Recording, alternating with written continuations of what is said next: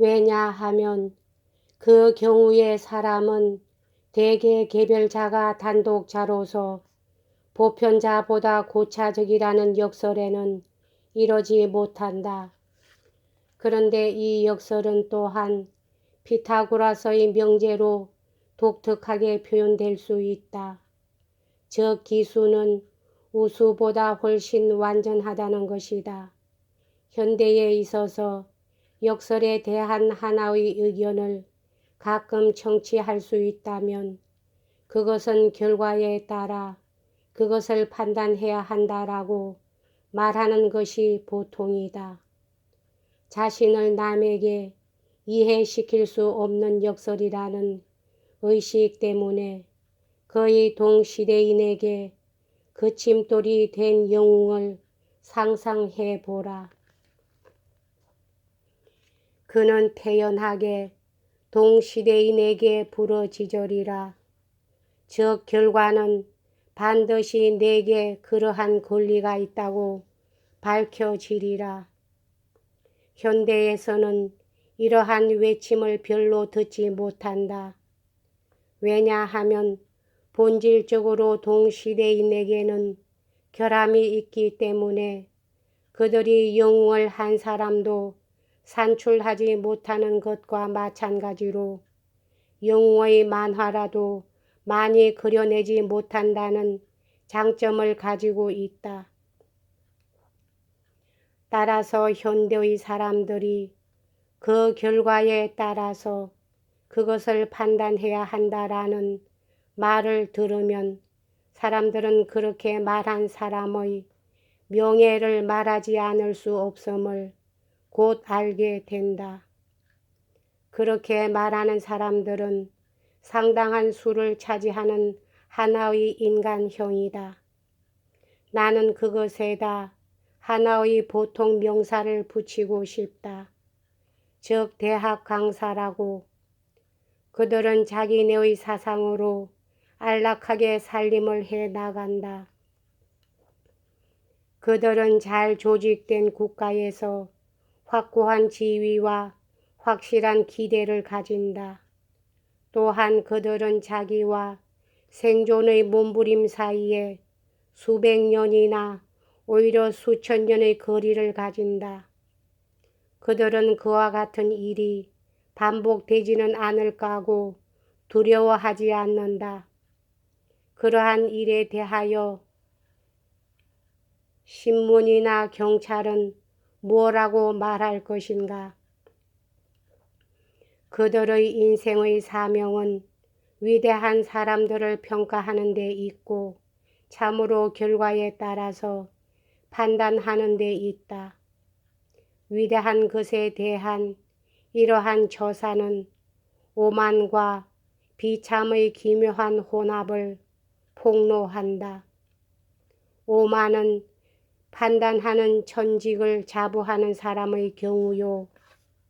비참이란 자기의 생활과 위대한 생활과의 사이가 너무 떨어져 친근감을 느끼지 못하는 경우다.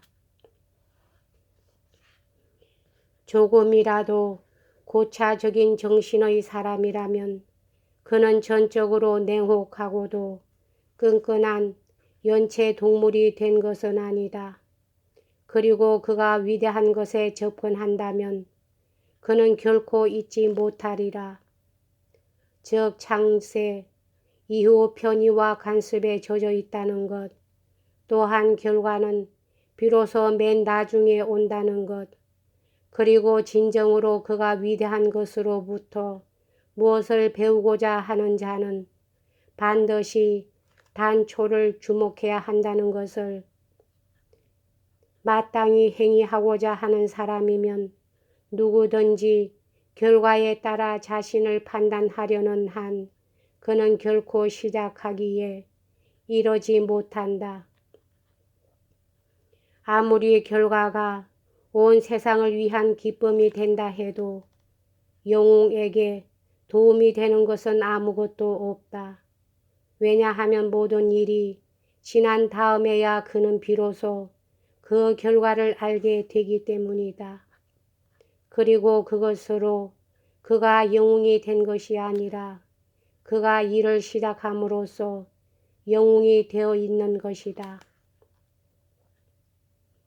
그 밖에 결과가 무한한 것의 물음에 대한 유한한 것의 대답인 이상 그 결과는 그의 변정법을 일관하여 영웅의 존재와는 종류가 다르다. 혹은 아브라함이 이삭을 기적으로 다시 얻었다는 것이 단독자로서 보편자에 관계하는 아브라함의 권리를 증명할 수 있을 것인가? 만일 아브라함이 이삭을 진짜로 희생의 제물로 바쳤다고 하면 그가 그것 때문에 권리를 덜 가질 것인가? 그러나 사람은 책의 결말에 궁금증을 느끼듯이 그 결과를 궁금하게 기대한다. 불안, 공궁, 역설 이것들에 관해서는 조금도 알고 싶어 하지 않는다. 결과를 가지고 사람들은 미학적으로 희롱한다. 결과는 추첨과 같이 뜻밖의 되는 일이요. 또한 마찬가지로 쉬운 일이기도 하다. 그래서 사람이 그 결과를 들을 때에는 감동한다. 더구나 도둑질 하다가 고랑을 찬 교회당 털이라도 이러한 방법으로 성전의 기물을 약탈하는 범죄자만큼 무가치한 사람은 아니다. 하물며 은돈 30에 주님을 판 유다도 이처럼 위대한 것을 팔아버린 자만큼 비열한 자는 아니다. 위대한 것에 대하여 비인간적으로 말하는 것을 나는 싫어한다. 위대한 것을 굉장히 먼 거리에서 희미한 어둠 속에 흐리게 하는 일 또는 인간적인 것 때문에 위대하지 못하고 마는 것이지만 그 인간적인 것이 위대한 것에서 나타나지 않은 채 그것을 위대하게끔 하는 것은 내 마음에 거슬리는 바이다.